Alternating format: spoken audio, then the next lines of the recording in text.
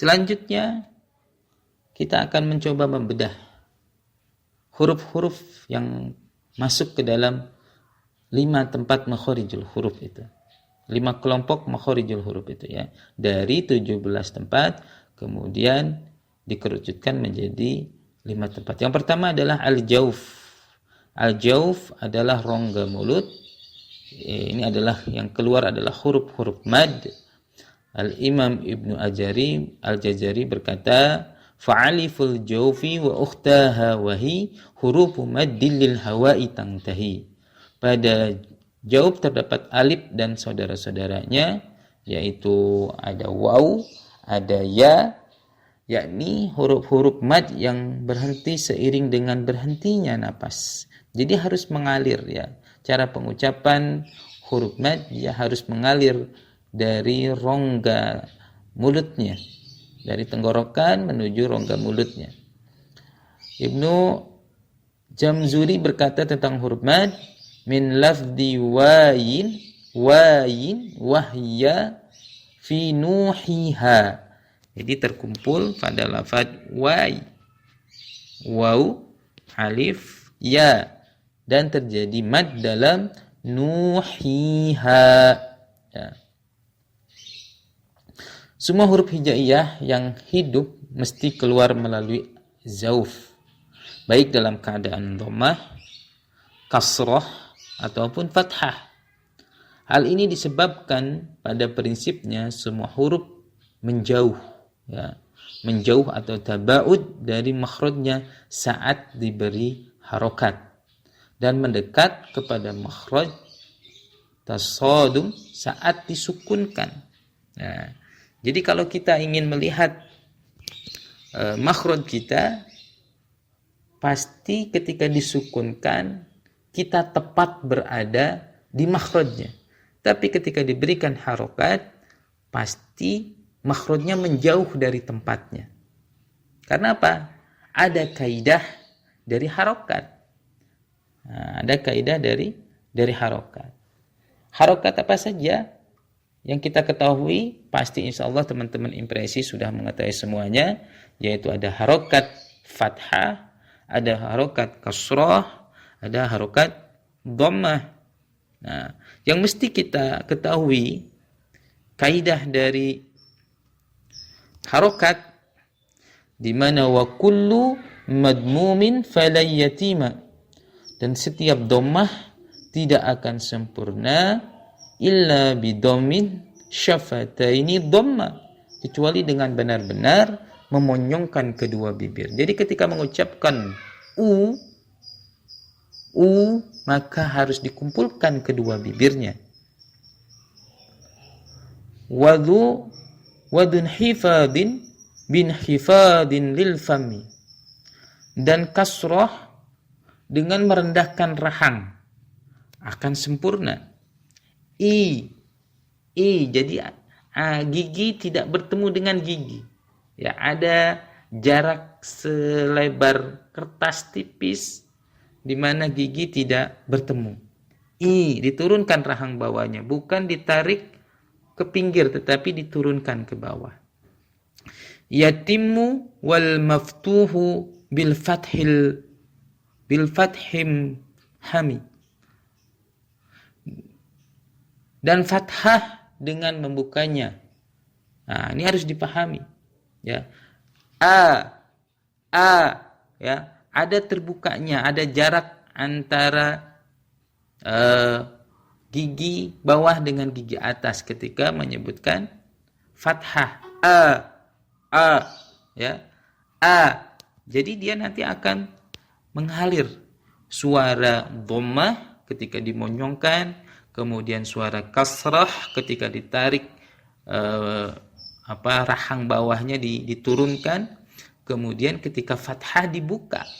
Nah, kalau tidak dibuka nanti, kalau kita tidak mengikuti kaidah-kaidah yang telah disebutkan barusan, maka akan ada beberapa kesalahan. Begitu sering terjadi pada seseorang, khususnya non-Arab yang mengucapkan harokat diantaranya, menebalkan harokat pada huruf-huruf yang seharusnya diucapkan tipis, khususnya pada saat mengucapkan fathah dan dhammah.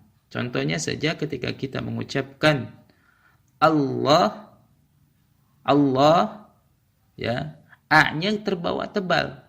Padahal yang tebal adalah huruf lam. Al, A, Al, Allah. Tebal, bukan Allah. Ya. Kalau Allah berarti seharusnya dia fathah, maka dia terbawa menjadi tebal, terpengaruh. Padahal dia harus tetap dibaca fathah, tidak ditebalkan, harus dibaca tipis. Kemudian menipiskan harokat pada huruf-huruf yang seharusnya diucapkan tebal. Menipiskan harokat pada huruf-huruf yang seharusnya diucapkan tebal, khususnya pada saat kasrah. Ya, misalnya huruf po ketika kasrah ti.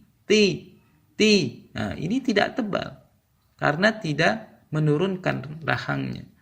Ya, harusnya qi atau si, ya, tidak si, maka akan sama dengan sa. Memiringkan suara hingga fathah tidak terucap dengan jelas, berada di antara a dan i, menyerupai vokal b, ya, atau harusnya sa. Nah, ini namanya suara-suara miring karena kaidah pengucapan harokatnya tidak disempurnakan. Kemudian mengalirkan suara melalui rongga hidung, pada rongga hidung adalah kekhususan bagi mim dan nun. Ya, ada sebagian orang yang mengucapkan itu dengan ada yang ngirung gitu, dengan bahasa Sundanya ngirung, ya. Nah, ini tidak boleh. Hanya huruf-huruf tertentu saja, mim dan nun, ataupun yang gunnah, baru dia akan masuk ke rongga hidung. Menahan suara sehingga bacaan terdengar seperti menggumam. Ya, menahan suara sehingga bacaan terdengar seperti menggumam, tidak lepas. Kalau lepas nanti huruf-hurufnya akan terasa jelas. Berlebihan dalam membuka rahang, menariknya atau memonyongkannya. Ya, kita juga tidak terlalu berlebihan. Ya, cukup menarik rahang i, kemudian u, ataupun a, ya, cukup seperti itu. Insyaallah sudah akan nampak kaidahnya sudah terpakai. Ya, berlebihan, nah ini tadi tidak konsisten dalam menentukan kadar panjang satu harokat. Nah, ini adalah kesalahan-kesalahan yang sering kita dengar di saat kita membaca Al-Quran. Kita lihat di sini bagaimana posisi bibir saat mengucapkan harokat. Ya, ketika dhammah, pandangan dua bibir mengucapkan waw mad ini seperti mengucapkan huruf waw.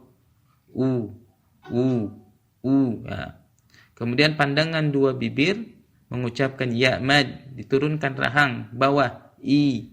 Ada kita lihat di giginya itu ada sedikit celah yang kertas tipis bisa masuk ke dalamnya. Kemudian ketika mengucapkan fathah, pandangan dua bibir mengucapkan alif mad, dibuka. Ya, dibuka, ada jarak antara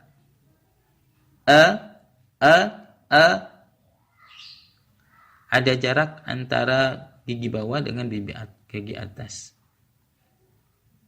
Coba kita praktekkan, ya, sedikit saja.